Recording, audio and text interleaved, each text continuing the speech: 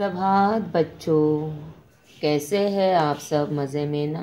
आज अपनी हिंदी व्याकरण की क्लास है। आज हम लेसन नंबर 6 कारक यानी केस, ठीक है, इसके बारे में जानकारी लेंगे या अध्ययन करेंगे। ध्यान से सुनिएगा। नीचे दिए वाक्यों को ध्यान से पढ़िए। रवि अपने मित्रों साथ बगीचे खेल रहा है। बगीचे तरह तरह फूल लगे हैं। पूरा बगीचा फूलों सुगंध महक रहा है। फूलों तितलियां मंडरा रही है। अब जब हमने ये वाक्य ध्यान से पढ़े, ये सेंटेंस जो हमने पढ़े अभी, तो उसमें कुछ ना कुछ अधूरा है, कुछ ना कुछ लिखना बाकी है।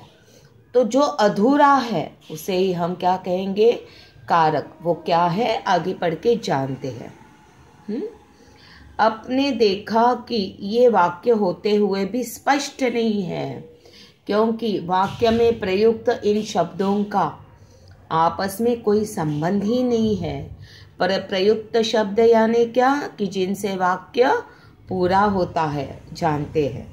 यदि इन्हीं वाक्यों को हम इस प्रकार से लिखें, अब जो ये ऊपर दिए वाक्य हमने ध्यान से पढ़े, जो आधे अधूरे हैं, जिनका मतलब हम स्पष्ट नहीं जान पा रहे, तो इसको अब किस प्रकार से लिखने के बाद स्पष्ट हो जाते हैं वो देखते हैं। रवि अपने मित्रों के साथ बगीचे में खेल रहा है। और यहाँ पे क्या आया? ये लाल अक्षर में के, तो इसे आप प्रयुक्त शब्द कह सकते हैं या प्रयुक्त संज्ञा भी कह सकते हैं। बगीचे में तरह तरह के फूल लगे हैं। पूरा बगीचा फूलों की सुगंध से महक रहा है। फूलों पर तितलियां मंडरा रही है। हाँ, अब ये ऊपर वाले वाक्य देखिए आप, इनमें क्या फर्क है? के, में, के, है, के, और यहाँ पे की, से और पर, ये शब्द यहाँ इस वाक्य में नहीं है। तो ये वाक्य सारे अधूरे अधूरे से लग रहे, जिनका हमें क्या कहना है इसका पूरी तरह से हमें स्पष्टीकरण नहीं हो रहा है। लेकिन जब ये प्रयुक्त संज्ञा यानी प्रयुक्त शब्द लग जाते, जैसे कि के, में, के, पर, की, इस तरह से जब शब्द जुड़ जाते हैं, तब मतलब इन्हें कारक कहा जाता है, इन शब्दों को, जिनकी वजह से वाक्य पूरा स्पष्ट हो जाता है कि क्या कहना है। वाक्य का जो भाव है, वाक्य भाषा के स्वरूप में अगर हम कुछ किसी को कहना चाहते हैं, तो ये कारक लगाने से वो सारी चीज़ें क्लियर हो जाती है। ठीक है, आगे बढ़ते हैं। बच्चों, क्या आप समझे कि पहले दिए वाक्यों की अपेक्षा दूसरी बार दिए वाक्य हमें अधिक स्पष्ट क्यों लग रहे हैं?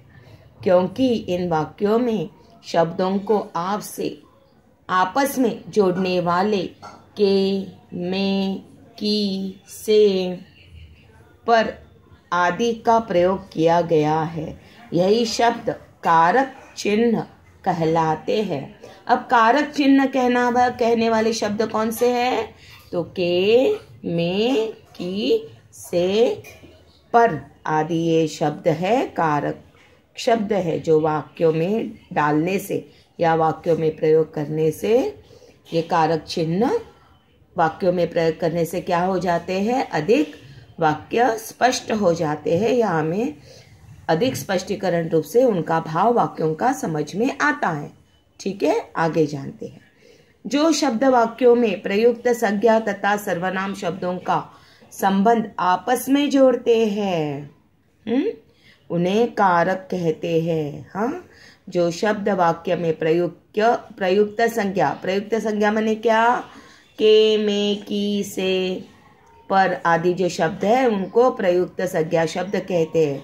उनसे और सर्वनाम शब्द से, कि मैं, तू, तुम, ये जो सर्वनाम शब्द है, तो उनका ये शब्द जब इकट्ठा हो जाते हैं, वाक्य में प्रयोग करते हैं और इनको आपस में जोड़ते हैं वाक्यों को, तब उन्हें कारक कहते हैं। ये कारक चिन्ह परसर्ग या विभक्त कहलाते हैं। ये कारक चिन्ह परसर्ग या विभक्ति कहलाते हैं। तो ये जो कारक चिन्ह जो है, इनको परसर्ग या विभक्त भी कहा जाता है। जिस प्रकार परिवार के सदस्यों का आपस में एक दूसरे से अलग अलग संबंध होता है और उनसे परिवार बनता है। हाँ, जैसे कि एक परिवार है, मम्मी है, पापा है, चाचा है, चाची है, भाई है, बहन है, दादी है, दादा है, नानी है, तो इनसे क्या बनता है? एक परिवार बनता है। ठीक उसी प्रकार भाषा में शब्दों का आपसी संबंध कारक कहलाता है। तो जब हम परसर्ग या विभक्ति या कारक चिन्ह लगाते हैं किसी वाक्य बनाने के लिए, तो एक परिवार जैसा वो दिखाई पड़ता है कि कारक चिन्ह एक परिवार का ही हिस्सा है जब हम उन्हें प्रयोग में लाते हैं और हमें उस वाक्य का भाव का और ज़्यादा स्पष्टीकरण मिलता है। ठीक उसी प्रकार भाषा में शब्दों का आपसी संबंध कारक कहता है। ये संबंध परसर्ग अथवा विभक्ति चिन्ह द्वारा दर्शाया जाता है। तो ये जो कारक चिन्ह है, इन्हें आप परसर्ग या विभक्ति चिन्ह भी कह सकते हैं। कारक के भेद। कारक के 8 भेद होते हैं। इनके नाम और चिन्ह इस प्रकार है। अब ये सारे कारक है, तो देखते कारक क्या क्या है। कर्ता, कर्म, करण, संप्रदान, अपादान, संबंध, अधिकरण, संबोधन, ये क्या है? सारे कारक है। अब विभक्ति परसर्ग क्या है? तो इसी के ये भाव है, मतलब ये इसी के विभक्ति और परसर्ग ये भी इन्हीं का भाग है या हिस्सा है कारक का।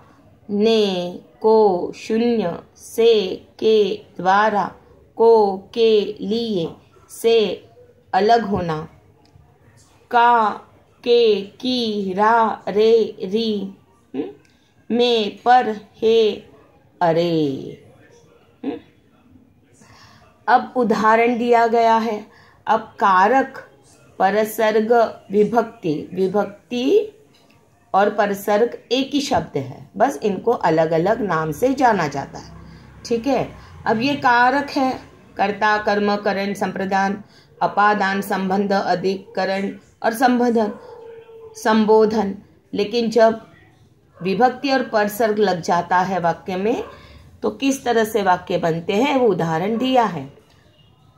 अक्षिता ने गाना गाया, अंकित ने चोर को पकड़ा, विभा कार से स्कूल जाती है, माँ पूजा के लिए गुड़िया लाई, पेड़ से पत्ता गिरा, यह राहुल का घर है, मेज पर पुस्तक है, हे भगवान रक्षा करो। ठीक है, ये भाग यहीं पे समाप्त होता है। मिलते हैं अगली भाग में। Thank you. स्वस्थ रहिए, मस्त रहिए।